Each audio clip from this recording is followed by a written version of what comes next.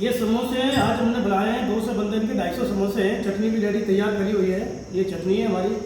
और जो हमारे उस्ताद लगे हुए हैं ये हमारा सतेंद्र सिंह। ये टाइम हो गया है 11:30 बजे। बंद कर लें।